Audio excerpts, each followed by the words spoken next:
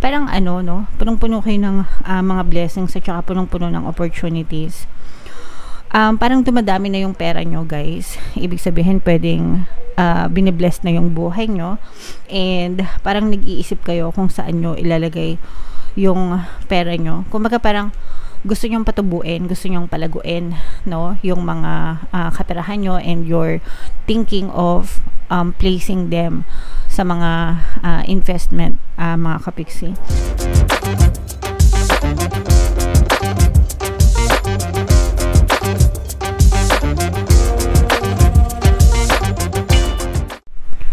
Hello guys, hello Leo, welcome back to Pinay Pixie Tarot. Ang pamagat ng episode natin for tonight is monthly horoscope para ngayong August para sa Leo, Sun, Moon, Rising, Sign, and Venus.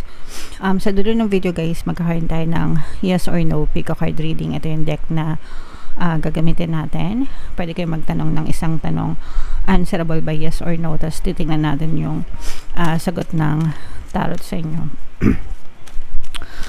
So, sa dulo ng video yan guys, kaya make sure na tapusin nyo yung video hanggang sa dulo. So, unahin natin tong deck na to mga kapiksi. Ito yung mga mensahe sa inyo ng inyong mga gabay.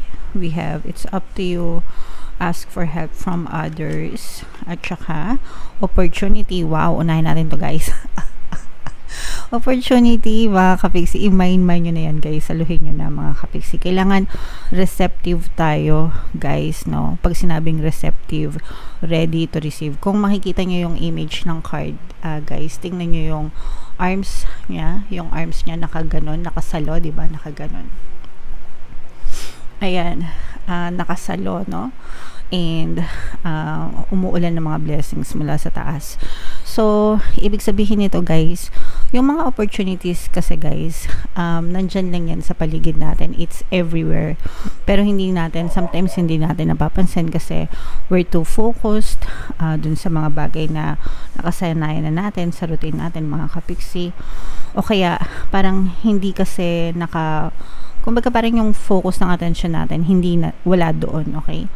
Most of the time, especially kapag let's say for example, naghihirap yung buhay mo, marami kang problema, yung focus ng attention mo nasa mga problema, wala dun sa mga opportunities, okay?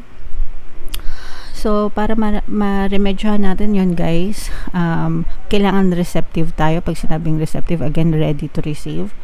And para mailagay natin yung sarili natin sa receptive state, palagi tayong magpasalamat guys, no? Sa lahat ng blessings na natatamasa natin. Ibig sabihin, always be grateful, always say thank you. Salamat po kasi may pagkain pa kami. Salamat po kasi nakasahod pa kami. Salamat po kasi buhay pa kami. Salamat po kasi nakasurvive pa kami. So, the more na nagti-thank you kayo every day, every single day, unti-unting nawawala yung mga blocks nyo, unting nawawala yung mga kanigahan nyo, mga kapiksi. Nag-shift kayo from negative to positive, and na-open nyo, no? Na-open nyo yung puso nyo, na-open nyo yung quantum bubble nyo dun sa mga blessings guys, no? Kaya more opportunities pa yung pwedeng pumasok sa quantum bubble nyo, okay? So, it's very important guys na magpasalamat palagi para talagang pumasok yung mga opportunities, yung mga blessings sa buhay nyo, okay? So, ito guys, i-mind nyo na to, mind opportunities, mind blessings. And for some of you guys, maaaring meron kayong pagdesisyonan. Again, maaaring may kinalaman ito sa mga opportunities na dadating sa inyo or nandyan sa paligid nyo, mga kapiksi. And pagdating sa opportunities guys, no, palagi ko din kayong nire-remind na it's your responsibility para malaman nyo kung yung opportunity na dumadating sa inyo is legit, no? Kasi 'di ba meron din mga sa panahon ngayon, 'di ba, ang dami-daming scammers, maraming magulo, 'di ba? Nagte-take ng advantage. So make sure na pag-aralan nyo, no, yung mga opportunities para hindi kayo mapahamak, guys.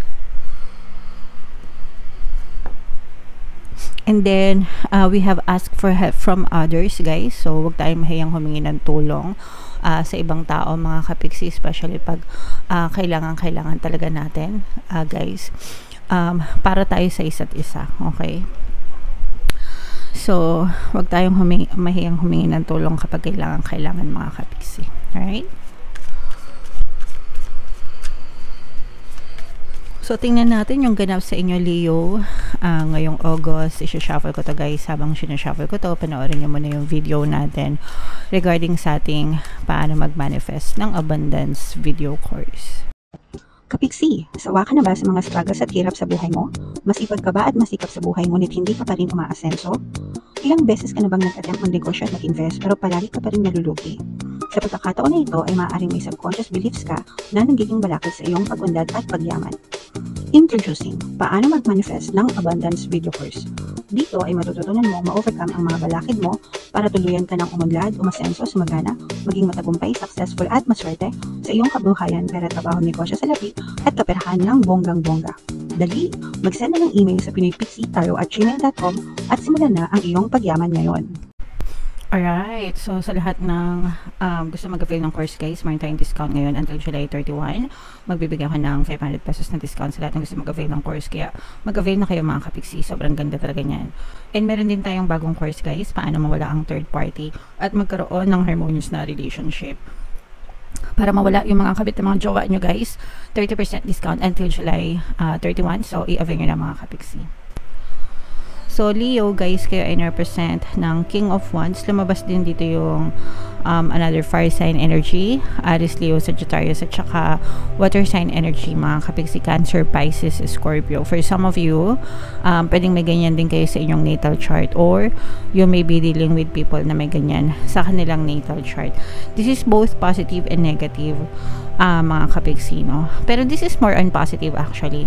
Sa mga in a relationship, mga kapiksi, for some of you, parang feeling ko nagkakaroon ng panlalamig, no? Panlalamig sa inyong partner or specific person, especially pagka LDR kayo, mga kapiksi. Pero nakikita natin na unti-unti na kayong nagiging kalmado when it comes to this issue, mga kapiksi. Okay? So, ibig sabihin parang pwedeng unti-unti nang nare-resolve yung mga issues nyo ng person nyo, kung bakit siya nanlalamig, ganyan, pwedeng nare-resolvehan nyo na yung mga issues na yan, and pwedeng parang mas kalmado na kayo, mas kalmado na yung energy, pwedeng nagkakaroon na ng acceptance, nagkakaroon na ng forgiveness, ganyan, kaya parang unti-unti nang nawawala yung panlalamig. Pero right now parang medyo evident pa siya, ibig sabihin parang malamig pa rin pero mas nalilesen, okay?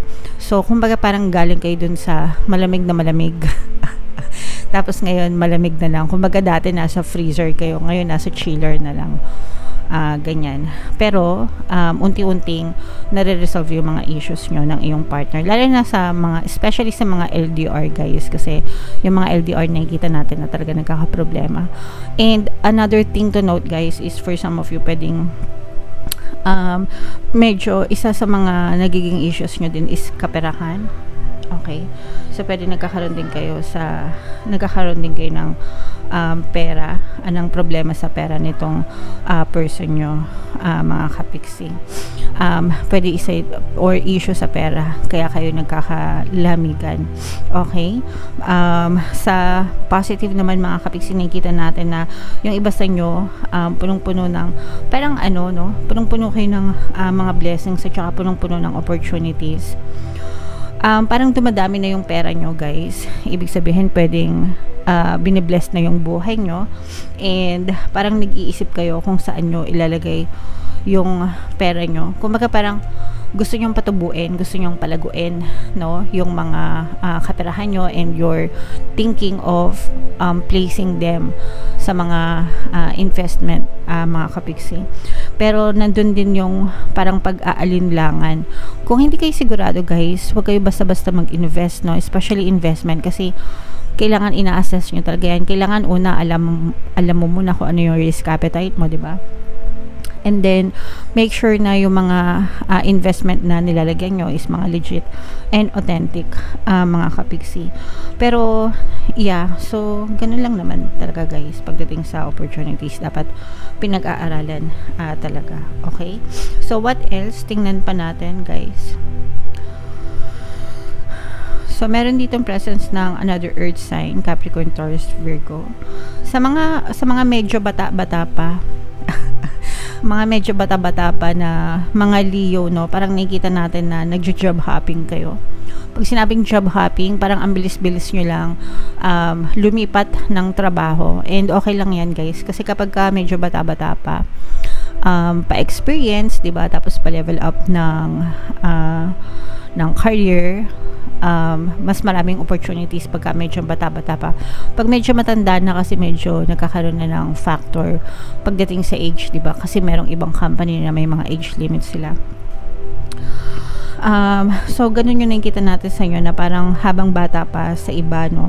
Parang habang bata pa kayo, mag-explore kayo na mag-explore pagdating sa mga trabaho, pagdating sa career nyo, mga kapiksi. Kasi ganun yung nakikita natin na parang hindi kayo nasasatisfy or hindi kayo nakukontento sa current na trabaho nyo or current source of income. And okay lang yan.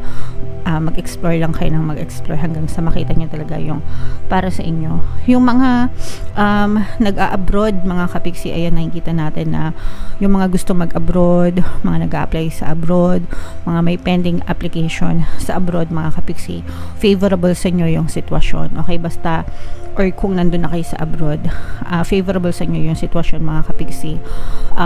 Kumbaga, lutuin nyo lang ng mabuti.